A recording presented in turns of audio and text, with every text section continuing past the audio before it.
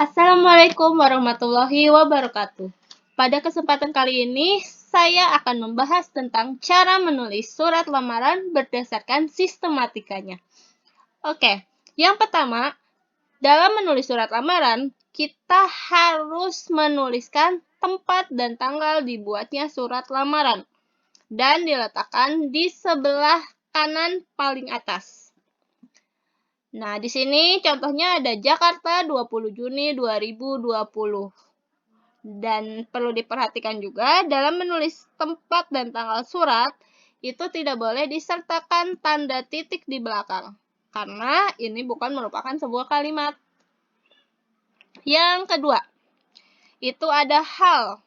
Hal di sini berkaitan dengan untuk urusan apa surat ini dibuat. Nah, karena ini berupa surat lamaran pekerjaan, maka halnya pun ditulis lamaran pekerjaan.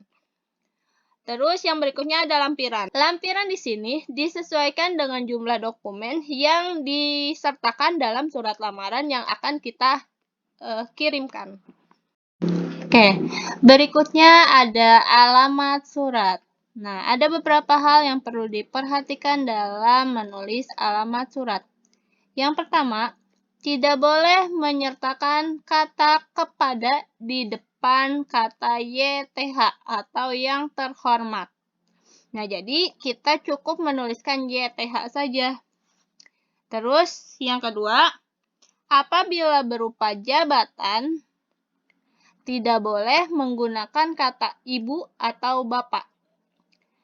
Nah, di sini kan berupa jabatan, yaitu pimpinan PT Jaya Husada.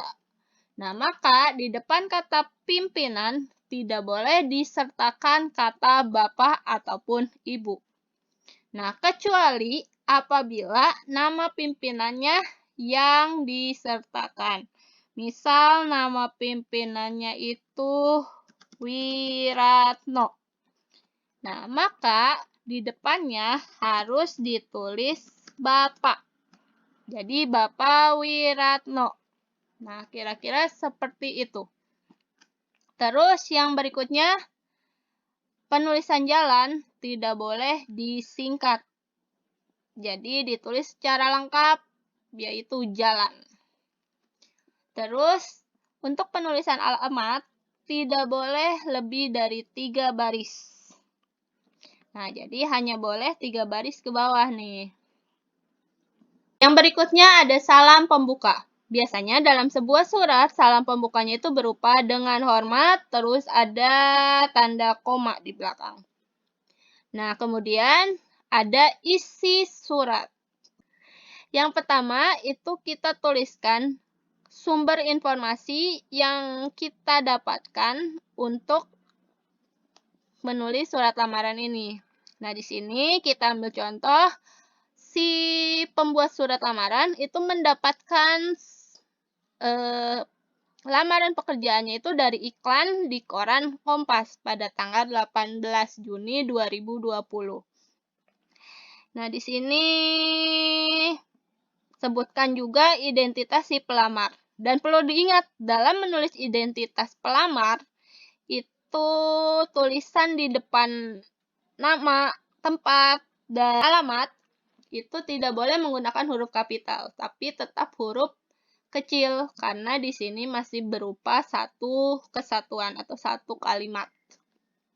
Nah, terus sampaikan juga nih tujuan kita membuat surat lamaran ini. Terus lampirkan beberapa dokumen yang bisa menunjang untuk surat lamaran kita. Nah, untuk lampiran di sini, kita kembali lagi pada lampiran yang di atas. Jadi, dalam lampiran yang di bawah sini, itu harus disesuaikan dengan lampiran yang ada di atas. Di sini. Nah, karena di sini ada 3 lembar, nah berarti di sininya pun ditulis 3 lembar. Dan perlu diingat, tidak boleh menuliskan angka 3, tapi harus ditulis dengan menggunakan huruf. Gitu. Kemudian ada penutup surat. Nah, dalam penutup di sini kita sampaikan Demikian surat lamaran ini saya tulis. Apabila dikehendaki, saya bersedia memenuhi panggilan untuk diwawancara atau dites sesuai dengan prosedur yang berlaku di perusahaan yang Bapak atau Ibu pimpin. Atas perhatian Bapak atau Ibu, saya mengucapkan terima kasih. Oke, dalam menulis atas perhatian, nah di sini kita sampaikan Bapak atau Ibu ya. Jangan menuliskan atas perhatiannya. Karena ini berupa surat resmi dan kita mengirimkan surat ini kepada orang yang lebih tinggi jabatannya, maka kita harus menuliskannya dengan Bapak atau Ibu. Terus, untuk saya mengucapkan, jangan kalian tulis menjadi saya menghaturkan. Karena itu bukan bahasa baku, melainkan bahasa daerah. Nah, jadi tuliskan saja saya mengucapkan. Seperti itu. Terus berikutnya ada salam penutup. Biasanya menggunakan kata hormat saya. Terus di bawahnya sertakan tanda tangan dan biasanya disertakan pula dengan materai.